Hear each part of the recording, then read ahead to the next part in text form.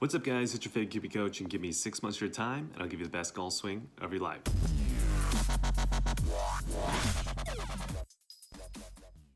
So welcome back to the channel. In this particular video, we have another client before and after video for you guys. And if you're struggling with your backswing, if you're getting that club head too far inside on the takeaway, getting really crossed at the top, this is the perfect video for you. So let's go ahead and jump in. But before we get into the video, I want to give a quick shout out to our sponsor, and that is Kiwi Golf Japan.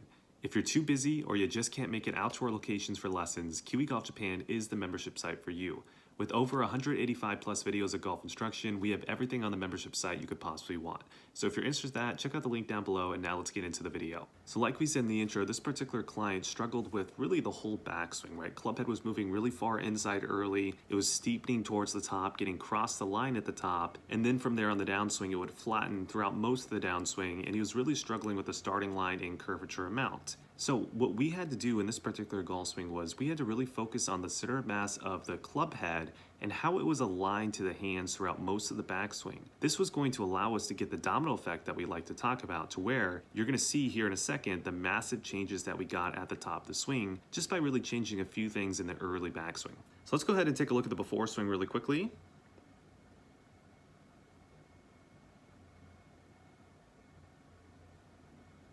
All right, let's go take a look at the after swing.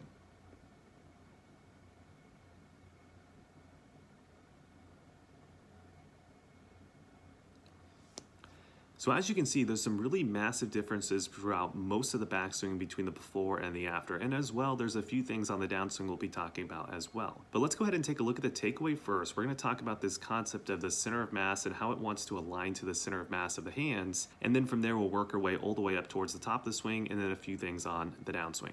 So in our recent before and after videos, we've talked a lot about our domino effect and how if you can change things with the hands and the club shaft earlier in the golf swing, you'll tend to have a domino effect later in the golf swing. However, in this video, we're going to go into a little bit more detail in this specific scenario when the club head is behind the hands, and we're going to kind of show you how the center of mass of the club head wants to align to the center of mass of the hands. So at this position too, what we're finding here in the before swing was the center of mass of the club head was very far behind the hands, right? So the club head's way inside, or you can also think about it as the club shaft is really flat at this point in the golf swing. So whenever you get the center of mass this far away from the hands, what tends to happen is somewhere on the backswing or downswing, it's going to try to align to the center of mass of the hands again, i.e. it's going to have to steepen, right? And this is just something that naturally occurs because players are always trying to subconsciously align the center of mass of the club head with the center of mass of the hands, because then you're going to feel like your swing is smooth, or you're going to feel like the club head is very light, if that is the case. And what you're going to find here is in the next few frames, you're going to start seeing that this club shaft starts to steepen, and then ultimately he doesn't stop this steepening torque, so he over torques it, and then it gets crossed the line at the top. So to demonstrate this, I'm going to draw a line on the club shaft like such, and then I'm going to start to draw more lines as he starts to kind of work up towards the top of the swing.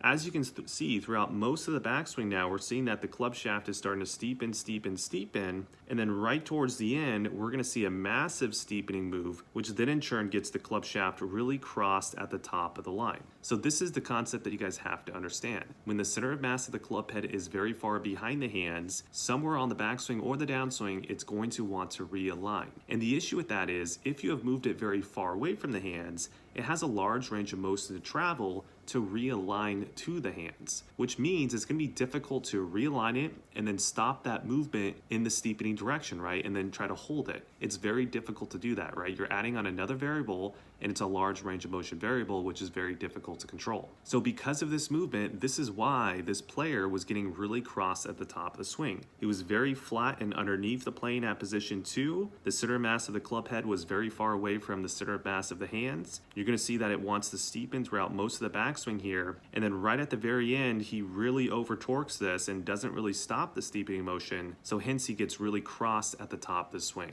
So what we had to do in the after swing was we really had to reverse that process. If anything, we were wanting to feel slightly too steep and then too flat at towards the top of the swing. If we could reverse that using our how much and when framework, most likely we're going to be able to see that the club shaft, if anything, is much more in our laid off preferred position as opposed to the cross the line. So the starting point to this is going to be the club head position at position 2. As you can note in the after swing, if anything now, it's too far outside the hands, which again, this was the first lesson, and I'm completely fine with the client over overdoing the motion on the other side to be able to get the drastic results that we want to see in the lesson. And this is something that you guys at home should also not be afraid to do. It's okay to overdo it on the other side initially, just so you can actually feel and see the change. Once you actually feel and see the change, then from there you can play the dialing it in game, which is maybe for a whole nother video. But the main point here is don't be afraid to find the other side so that you can actually get the result. If you slowly try to creep towards the other side, trust me, that typically never works. Just blow through the barrier, find the opposite side, do it too much, and then from there,